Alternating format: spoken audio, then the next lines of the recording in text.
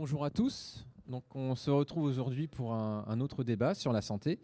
J'ai avec moi aujourd'hui Jérémy Morin, qui est auxiliaire de puériculture au CHU de Rouen. C'est ça. Et Aline Louise-Louis, vice-présidente à la région Normandie.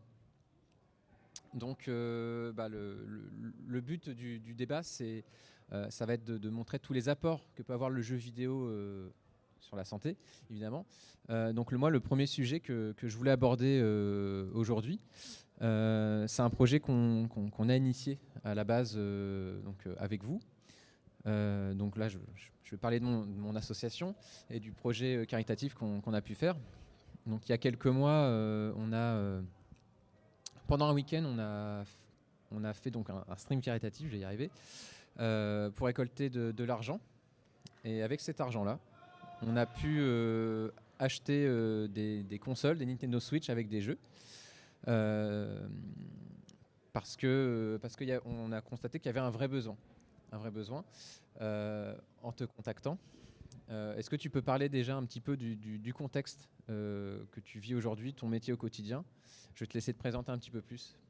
Donc moi c'est Jérémy, je suis auxiliaire de puériculture au CHU de Rouen dans le service d'immuno-hématologie, oncologie, pédiatrie.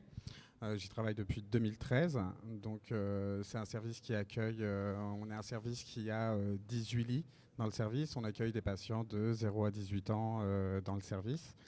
Et en effet, via l'association Vie Espoir qui est présente dans le service, avec qui tu as pris contact, grâce à ton stream, tu as permis d'acheter plusieurs consoles et plusieurs jeux pour les enfants dans le service. C'est ça. À la base, en fait, c'est venu de la période Covid, puisque dans le monde de l'e-sport, pendant cette période-là, c'était carrément mort, on n'avait rien à faire. On s'est dit, est-ce qu'on ne peut pas faire quelque chose de chouette de chez nous, justement? C'est pour ça que j'ai contacté l'association Vie Espoir qui accompagne les enfants et aussi les parents qui s'en occupent, donc des enfants qui sont atteints de leucémie et de tumeurs cancéreuses. Et je l'ai appelé en demandant, mais qu'est-ce qu'on peut faire, nous, association, dans le jeu vidéo? Et là, a tout de suite pensé à toi, aux enfants du service, en me disant, t'en parleras mieux que moi tout à l'heure, mais voilà, on a des enfants qui sont enfermés pendant plusieurs semaines dans des chambres stériles, qui sont tout seuls, ils ont des jeux de société, c'est pas la joie, hein, on peut le dire. Et elle m'a dit, ça serait sympa de récolter de l'argent pour acheter des consoles. Donc moi, je lui dis, pas de problème, je pense qu'il n'y a pas meilleur élément de motivation. Donc on a organisé un week-end. On avait, même si on est dans l'e-sport, nous, on fait pas de stream à la base. On est vraiment des équipes compétitives. On s'est dit, on va se mobiliser pendant 2 jours, on va s'y mettre à fond, on verra. Alors, mes joueurs avaient peur, et moi, Julien, on va pas récolter beaucoup d'argent. Je leur dis, ne vous inquiétez pas, c'est fait avec le cœur, même si on récolte 100, 200 euros, ça suffira. On ne savait pas trop où on allait. Et finalement, surprise, 3000 euros qui tombent. Et là, ça nous a permis d'acheter tout ce qu'on voulait, donc à savoir 8 Nintendo Switch, une douzaine ou une quinzaine de jeux. Je t'avais même demandé la liste pour être sûr de leur faire plaisir, du Pokémon, du Minecraft, etc. Et moi, ça fait 15 ans que j'ai mon association. Je pense que c'est pour moi, très sincèrement, le plus beau projet, ma plus grande fierté pendant ces 15 ans. Parce que je peux vous dire, quand je suis arrivé dans le service en mode Père Noël, parce qu'il n'y a pas d'autre mot, j'ai trouvé ça, c'était une expérience vraiment forte. Déjà, il y a le premier effet où, voilà, quand on arrive dans un service comme ça fait drôle, parce que moi, de mon point de vue, même si je m'étais préparé psychologiquement, on prend une claque, parce que voilà, des enfants, des petits bouts de chou avec des tuyaux dans le nez, on voit des choses qui ne sont pas faciles à voir, mais on voit aussi le sourire des enfants. Moi, la petite fille qui est arrivée dans le service en me demandant est-ce que je peux jouer, qui avait le sourire jusqu'aux oreilles, moi, c'est des images qui vont me rester à vie, clairement.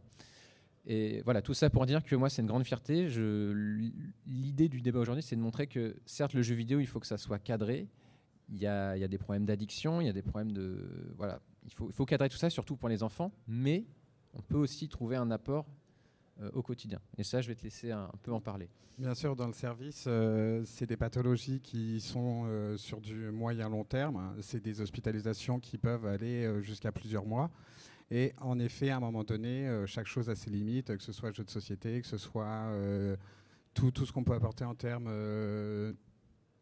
tout ce qui peut être ludique, mais la console permet vraiment de s'évader. Il y a tellement de jeux où on peut jouer, que ce soit en réseau avec d'autres personnes. Donc même si on est tout seul entre quatre murs dans un lit, on est ouvert et connecté avec les copains qui, eux, sont à la maison.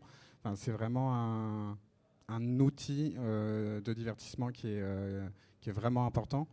Et même avec nous, moi je me suis vu avec les enfants, ça m'arrive de faire des nuits où on prend 4-5 gamins, on se pose, on branche la console et on joue tous à Mario Kart et dès qu'il est 23h30, allez, on déconne pas, on va au lit parce que le réveil à 7h va piquer. Bah non, on va encore jouer, on refait une partie. C'est vraiment quelque chose d'important et d'essentiel pour les enfants. Et d'ailleurs, on a même d'autres projets dans la roadmap pour nous, puisque tu nous as dit qu'on...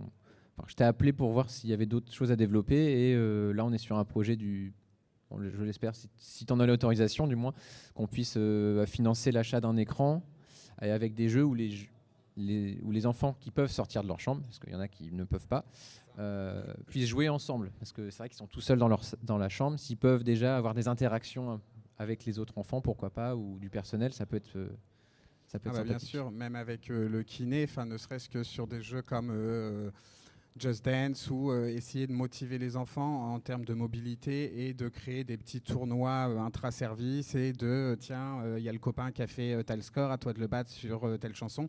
Et cette pièce-là nous permettra en effet de pouvoir regrouper les enfants et du coup de créer vraiment un lien. Parce que des fois, en effet, ils sont fermés dans une chambre, mais dès qu'ils peuvent sortir, ils sont contents de se retrouver. Et ça sera un outil en plus qui leur permettra justement de se retrouver. On va mettre le paquet là-dessus. T'en fais pas. Ça, j'en suis sûr que y a des gens je vois des gens de l'association qui hochent la tête. T'inquiète pas, on va y arriver. Pour faire le lien aussi avec justement la motricité qui peut être boostée. J'ai pas bien les mots. Tout à l'heure, Aline, on parlait tout doucement de la réalité virtuelle, des opérations qu'on peut faire. Est-ce que tu veux intervenir ?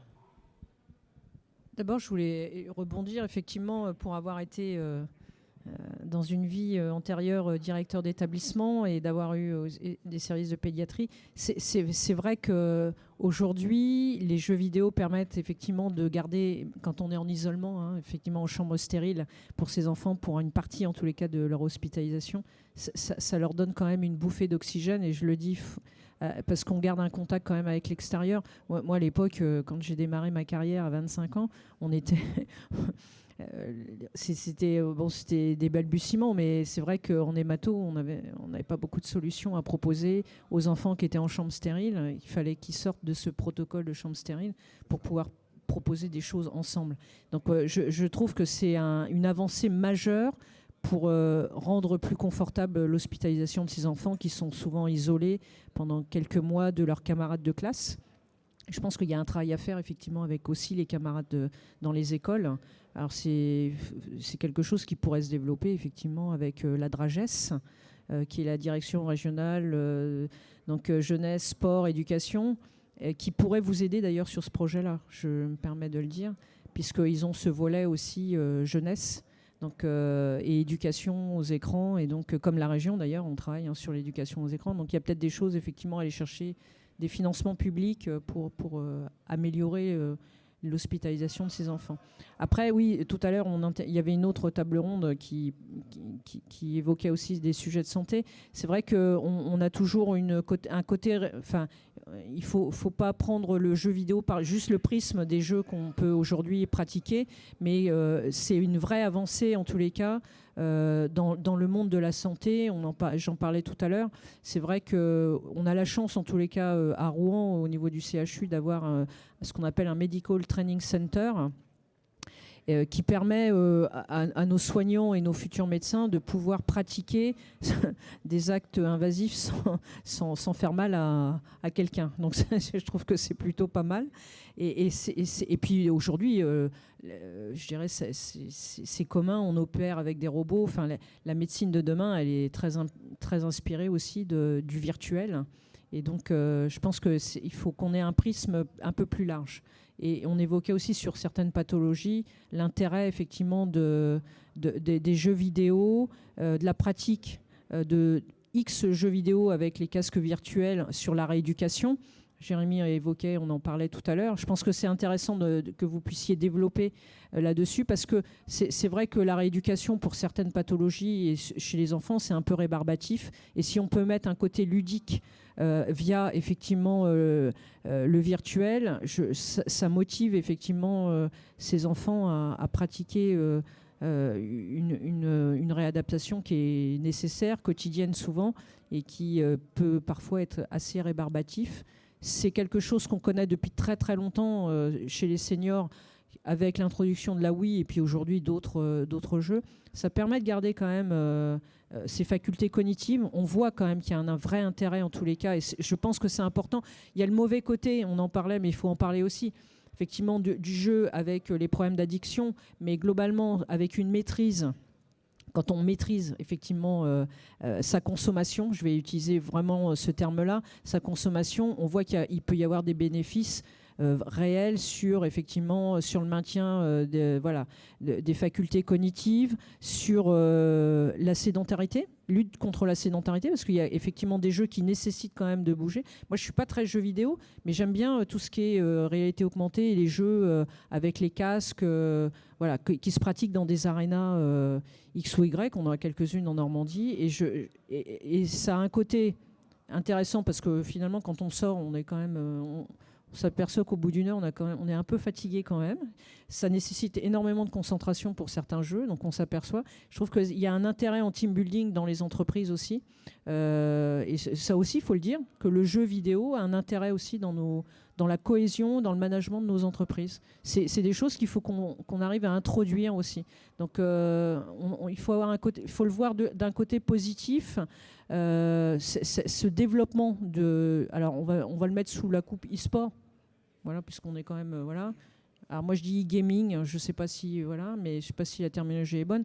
Je pense qu'il faut voir ce côté positif et dans tous les segments de la vie. Donc je suis assez là-dessus. Après, il faut pas oublier que on a aussi, il y a la Fédération française de jeux vidéo qui est présente et qui fait un gros travail de prévention sur le sujet. Il ne faut pas oublier qu'on a aussi quand même, et pas que les jeunes, on a aussi des adultes. Je dirais l'addiction, elle n'est pas que chez les jeunes, elle est aussi chez les adultes, contrairement à ce qu'on peut imaginer, de jeux vidéo qui peuvent avoir effectivement des conséquences sociales sur la santé, physique et mentale, les deux, et qu'il faut effectivement travailler aussi sur de la prévention. Vas-y. Je me permets de revenir du coup sur le casque réalité virtuelle. Dans le service, en effet, on dispose de casques réalité virtuelle et il nous sert. Il y a une partie à un logiciel où il y a de la kiné. Le kiné l'utilise où l'enfant en fait a fait un parcours d'acrobranche. Donc il va aller chercher les anneaux, il va aller chercher la passerelle un peu plus loin, essayer de vraiment se mobiliser. Et on s'est rendu compte que c'est des enfants qui vont être plus motivés à faire la séance de kiné plutôt que sans le casque. Et le côté ludique leur font faire des gestes vraiment qui ne feraient pas sans. Ils n'iraient pas si loin aller chercher l'anneau pour s'accrocher, ils n'essaieraient pas, ou en termes de durée aussi. La séance se serait stoppée au bout de 10 minutes, là il va vouloir continuer parce qu'il y a le casque réalité virtuelle. Pareil, on a aussi des enfants qu'on installe sur un vélo pour pédaler, pour se remuscler, parce qu'ils sont lités relativement longtemps. Là, en casque réalité virtuelle, ils voient un parcours, on a des vidéos où la personne se balade réellement en campagne, fait du vélo, et c'est beaucoup plus attrayant pour l'enfant de pédaler en regardant vraiment un parcours plutôt que d'être face à un mur et pédaler un peu dans le vide. Il y a vraiment cette sensation-là où... pour tout ce qui est kiné, c'est vraiment important et ça marche très très bien. Il y a aussi, on l'utilise aussi, il y a beaucoup de ponctions lombaires qu'on fait dans le service. Et moi, j'ai vu l'exemple avec une enfant qui était angoissée, stressée. Elle arrivait, elle vomissait dès qu'elle savait qu'elle allait faire une ponction lombaire. On lui a proposé le casque réalité virtuelle où il y avait des paysages, il y avait vraiment tout un environnement serein et apaisant. Et à l'heure d'aujourd'hui, 0 médicament. et on peut faire le geste sans souci, sans angoisse, et tout fonctionne très très bien. Super, super retour d'expérience. Est-ce que vous avez d'autres choses à rajouter par rapport au sujet? Je pense qu'on pourrait en parler encore. Il y a plein de sujets. Effectivement, là, on est sur le prisme santé. Moi, je reste persuadée qu'on améliore, et je rejoins effectivement Jérémy, on améliore les soins, hein, effectivement, et la démystification des soins, parce que effectivement, le casque virtuel permet aussi de voir une opération. Ça permet à des jeunes aussi de pouvoir voir ce qu'ils vont subir, voilà, avoir une approche un peu. Moi, j'étais à la dernière Expo universelle, hein, qui a eu lieu à Dubaï. Il y a une fondation d'un Tchèque qui travaille beaucoup sur l'éducation et sur l'apprentissage via les casques virtuels. Moi, je reste persuadée que l'enseignement doit aussi... Il y a un prisme, hein, au niveau de l'enseignement où il faut qu'on commence à travailler et à faire rentrer beaucoup plus, moi je dirais beaucoup plus, effectivement, le numérique, le digital dans l'éducation de nos jeunes, parce qu'on n'a pas les mêmes... on n'a pas le cerveau, pour moi, qui est cortiqué de la même façon. Nous, on apprenait sur des livres, on écrivait. Aujourd'hui, je vois bien, les générations prennent leurs cours sur des ordinateurs. Et j'ai trouvé, moi, alors j'aime bien expérimenter. Et là, c'était un cours de sciences nat. Hein. Alors, biologie, c'était pas mal. Il y avait un squelette et il fallait prendre les organes et les remettre au bon endroit. Alors, nous, on faisait ça sur Oscar à l'époque, voilà, ou sur du papier. Mais là, c'est génial. Moi, j'ai trouvé ça vraiment extraordinaire. Je me dis, mais... c'est beaucoup plus intéressant, effectivement, d'avoir Oscar en virtuel et de mettre les organes, de pouvoir... Il n'y a pas photo, quoi. Enfin, moi, je pense qu'il faut qu'on évolue. Alors, ça se fera avec le temps, parce que, bon, il y a des générations qui doivent passer aussi... de professeurs, et puis la formation, hein, des profs. Dans le médical, on voit bien, hein, c'est un changement de formation aussi. On intègre ça dans la formation des médecins, des infirmiers, des auxiliaires, des aides-soins. Moi, j'ai 55 ans, on était tous au papier-crayon. Enfin, je veux dire, c'est pas du tout les mêmes visions. Mais je trouve ça passionnant. Et moi, je suis extrêmement positive justement là-dessus, sur l'intérêt du numérique et du digital dans notre vie au quotidien. Moi, je reste persuadée qu'il y a un intérêt, comme la pratique du e-sport, on n'en a pas beaucoup parlé, mais elle n'est pas antinomique avec la pratique d'activité physique. Pour moi, les deux sont très liés, et on le voit beaucoup chez les sportifs de très haut niveau. Leur côté ludique, c'est de jouer au e-sport. Donc, et pourtant, ce sont des athlètes de haut niveau qui ont l'habitude d'avoir une hygiène de vie, sommeil, nutrition, préparation mentale, enfin voilà. Et ils savent faire les deux. Donc, je pense qu'on ne peut pas opposer les deux. Et il ne faut pas qu'on oppose aussi le e-sport, le mauvais côté, avec la santé, le bien-être, voilà. Il faut qu'on arrive à développer et qu'on se parle, en tous les cas, de façon parallèle, dans tous les corps, c'est-à-dire l'éducation, la médecine, les clubs, pour qu'on puisse avancer conjointement pour, je dirais, encadrer. Et ce qui manque effectivement, alors je suis pas très institutionnelle, parce que moi je suis chef d'entreprise, donc j'aime bien aussi cette liberté d'entreprendre, mais je pense qu'on peut se parler pour apporter en tous les cas des fondations communes qui permettent effectivement à la fois faire de la prévention, de l'éducation et une pratique ludique ou sportive des jeux vidéo. Il y a même, moi je peux voir aussi ça je peux aborder le sujet dans un autre sens.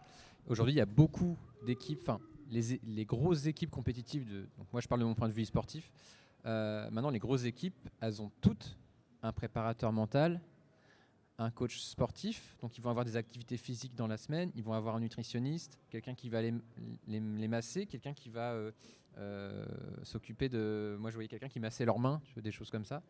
Voilà, il y a vraiment tout un suivi, donc l'activité physique et le jeu vidéo, c'est lié aussi dans ce sens-là. Voilà, je voulais juste faire un petit focus.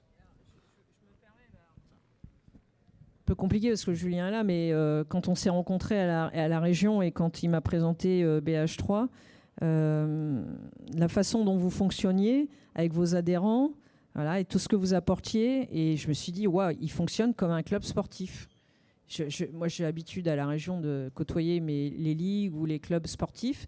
Et la présentation qui m'a été faite, j'étais complètement dans le même parallèle d'adhérents d'un club sportif avec tout ce que vous apportiez. Voilà. Et ça m'a permis de m'ouvrir. Moi, j'avoue, malheureusement, par ma profession, j'ai plutôt une vision... je n'ai pas vu forcément les bons côtés du jeu vidéo et surtout des problèmes d'addiction avec des jeunes qui arrivent en bouffée délirante parce qu'ils ont une pratique addictive avec des compléments, je dirais, je ne sais pas si on peut parler de compléments, mais d'autres choses qui posent question.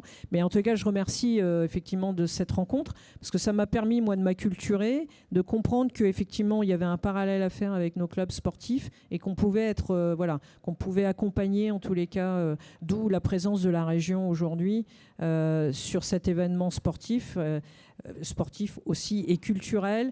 Important, loisirs. On a vu beaucoup de familles passer. Je remercie les stands et je remercie aussi la Fédération française de jeux vidéo qui travaille beaucoup aussi sur la pédagogie, sur l'éducation. Et voilà, donc rendez-vous pour une 3e édition. Merci beaucoup. Tu voulais rajouter quelque chose ? Non, c'est bon. De toute façon, on arrive à la fin du débat. Merci beaucoup. Merci beaucoup. Je suis très fier de t'avoir invité. Merci. Merci beaucoup Aline pour m'avoir accompagné et avoir poussé le projet. On aura l'occasion de remercier tout le monde à la fin de l'événement. Maintenant, on va vous laisser. On va installer les setups pour les finales de Halo Infinite. Donc, restez connectés et à tout à l'heure.